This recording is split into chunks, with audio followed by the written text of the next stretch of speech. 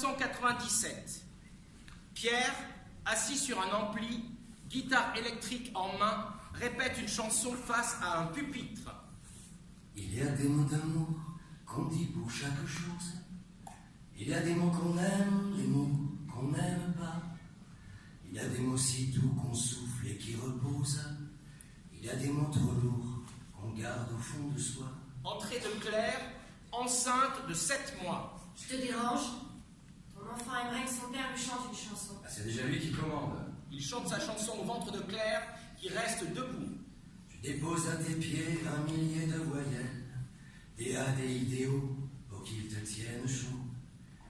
Je pose sur ta bouche 1 million de consonnes, qui sonnent et qui résonnent jusqu'au fond de ton cœur. On sonne à la porte. Bouge pas, j'ai fait. J'espère que c'est important. Il continue à chanter seul pendant 1 minute. Il y a des mots d'amour qu'on dit pour chaque chose. Il y a des mots qu'on aime, des mots qu'on n'aime pas. Il y a des mots si doux qu'on souffle et qui reposent. Il y a des mots trop lourds qu'on garde au fond de soi. Claire revient et reste sur le pas de la porte, silencieuse. C'était qui? Hein? Claire? C'était qui? Ton frère. Pardon? Il m'a dit que c'était ton frère. Mon frère? Comment ça? C'est pas possible. Bien sûr que c'est pas possible puisque tu n'as pas de frère. Il t'a dit son nom? Ça, il m'a pas dit. Mais qu'est-ce qu'il t'a dit? Il m'a dit qu'il était venu spécialement en France pour te voir. Je lui ai dit de repasser dans 1 heure. Il a juste dit en partant, il y a si. Il fallait à Sim. Tu as donc un frère. Tu as donc un frère. J'en ai même 2. Ma chérie, je suis pas vraiment celui que j'ai dit que j'étais. Pierre, dis-moi que je rêve. J'ai une famille. Une famille avant. Tu es en train de te foutre de ma gueule. En France, avant de vivre au Japon. D'autres enfants? Non. Une autre femme? Oui. Une autre femme? Ma mère. Une autre femme? Non. Tu es vraiment la première. Mon amour, je ne suis pas orphelin. J'ai une mère, un père et 2 frères. Tu veux t'asseoir? Pourquoi tu m'as menti? Parce que je pensais que c'était bien de le faire. Pourquoi? Il fallait que je les oublie. Pourquoi? Pour pouvoir t'aimer comme je t'aime aujourd'hui. Pourquoi? Un secret. Un secret de famille. De famille oubliée. Ma famille oubliée. Pas de viol, pas d'inceste. Pourtant que ce soit assez grave pour m'avoir caché ça pendant plus de 5 ans. Je ne sais pas par où commencer. Beaucoup de choses à rassembler. Il va pourtant falloir que tu les rassembles si tu veux que je reste. Je suis désolé. Je te demande pas d'être désolée, je veux que tu sois honnête. Excuse-moi d'employer un mot que tu ne connais pas. Attends un peu. Elle attrape un dictionnaire et le feuillette. Alors, honnête, horrible, honteux, voilà, honnête, qui agit avec droiture et loyauté et mène une existence conforme aux règles de la morale sociale et de la probité.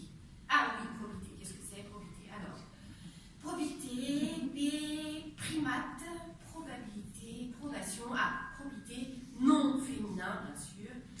Qualité de quelqu'un qui respecte scrupuleusement ses devoirs. Je suis désolé. Il n'y a pas de quoi. C'est pas comme si j'étais enceinte de toi. Claire pose ses mains sur son ventre. Tu vas en avoir des choses à me dire. Musique, passage au noir, lumière. Je suis prêt. Tu es prête? Prête à t'écouter. Pierre pose sa main sur le ventre de Claire. Tu es prêt? Claire lui retire sa main. Tout le monde est prêt. Tout le monde est prêt. Je commence. Bye bye Tokyo. On repart en arrière. Zoom avant, imagine. L'univers, la Terre, l'Europe, la France, l'Aquitaine, la Garonne, Bordeaux, le Bouscat, les arènes, la maison des arènes. Il était une fois le roi. Éclairage sur un homme en costume rose de torero. La reine Éclairage sur une femme en costume d'infirmière. et Petit Prince. Éclairage sur 2 hommes en costume de banderillero. Le taureau. Pierre saisit des cornes de taureau et se joint à la scène. Allégri. Musique passo. Au milieu du salon de leur maison, une scène de gorilla se joue en famille. Quelques passes de cap, les banderilleros piquent le taureau, la muleta en main, le torero fait face à la bête. Des frères qui s'aiment comme des frères participent au triomphe de leur héros de père. La petite infirmière va devenir leur mère. On n'a besoin de rien. Rien d'autre que cela. C'est l'appel de l'amour. C'est de l'amour à l'appel. Rien ne s'oppose à tout ça. Et puisqu'on finit par croire aux histoires qu'on raconte, la mienne va bien finir par commencer par ça. Le taureau Pierre attrape la jambe du torero qui s'effondre. Marie l'infirmière et Miguel le torero sont seules au centre de l'arène. Elle lui prodigue les premiers soins et tente de faire un garrot à sa jambe ensanglantée. Vous m'entendez? Vous m'entendez, monsieur? Je suis Miguel Ortiz, el flamenco rosso. Je vais serrer très fort, Miguel. Et que veux-tu, ma belle? Je veux vous sauver. Sauver de quoi? Je vais serrer très fort. Il m'a transpercé. Regardez-moi, Miguel. Il m'a traversé. Regardez-moi, Miguel. Il faut me regarder. Je vais serrer très fort. Au travers de ma jambe, on peut voir le soleil. Regardez-moi, Miguel. Qui es-tu, ma belle? Je suis l'infirmière. Comment tu t'appelles? Je m'appelle Marie. Marie. Je suis Miguel Ortiz. Regardez-moi, Miguel. Marie, je te regarde. Je ne regarde que toi. C'est bien. Et tu t'occupes de moi? Je suis l'infirmière. Regardez-moi. Tu es mon infirmière. Je ne regarde que toi. C'est bien. Je regarde, Marie. Oh oui, je te regarde. C'est bien, Miguel. Embrasse-moi. Je serre. Il a touché l'artère. Je serre. Je meurs. Embrasse-moi. Je serre très fort. Il a touché l'artère. Il a touché l'artère. J'ai bien serré. Et vous ne mourrez pas. Embrasse-moi. Non, vous ne mourrez pas. Moi, je préfère mourir si tu ne m'embrasses pas. Marie embrasse Miguel, qui s'effondre ensuite dans ses bras. Marie et Miguel disparaissent. Après avoir coupé 6 queues, 33 oreilles, et laissé un genou au milieu des arènes du Bousca, El Flamenco Rosso reprend son prénom de baptême à l'âge de 28 ans, et c'est Miguel Ortiz qui devient formateur de jeunes toreros.